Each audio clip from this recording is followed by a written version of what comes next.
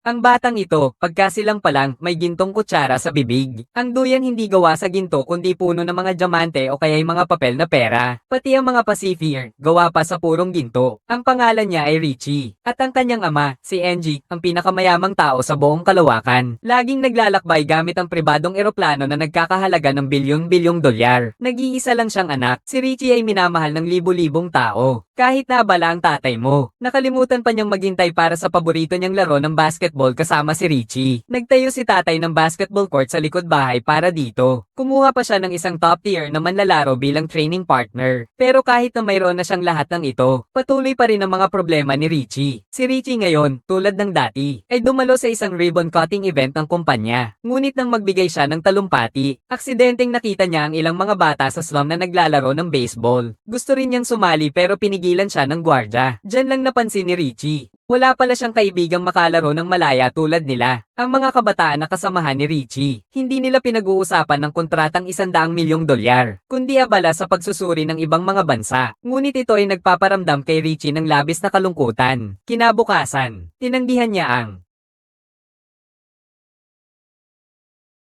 100 milyong kontrata. Pero iniisip pa rin niya si Richie. Hindi galit si Richie. Ginagamit ang pang-aakit upang makuha ang atensyon ng isang babae. Gusto ng babae na magtaya ng baseball kay Richie doon mismo. $5.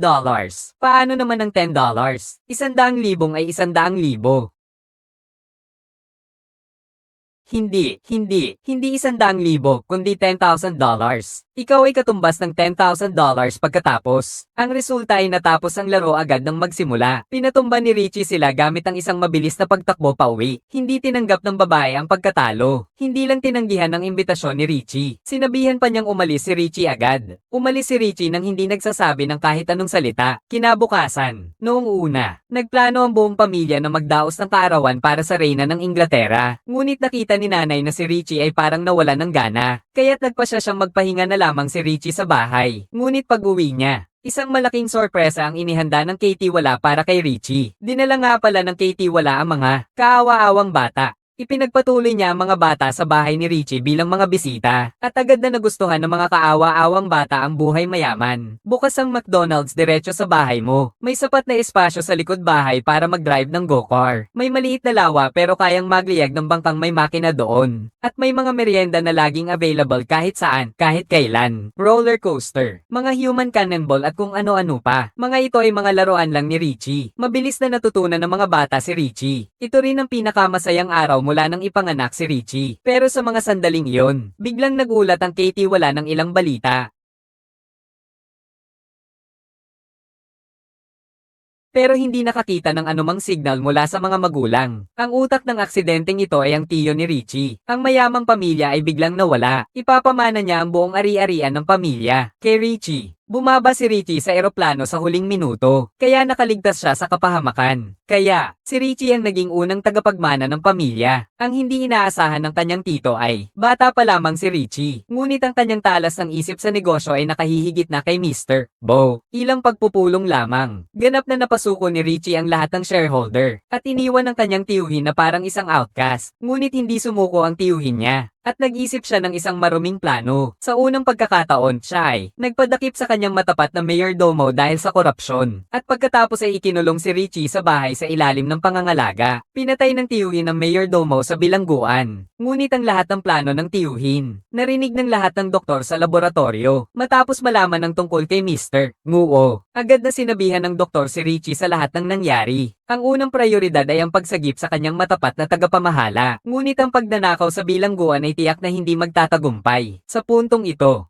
naglabas ang doktor ng isang lihim na armas at ibinigay ito kay Richie. Ito ang bote ng espesyal na solusyon na kayang magpapandila ng kahit anong material. Kinabukasan, natanggap ng tagapangasiwa sa bilangguan ng pakete mula kay Richie. Inisip niyang ordinaryong toothpaste lang iyon, at malapit na niyang gamitin.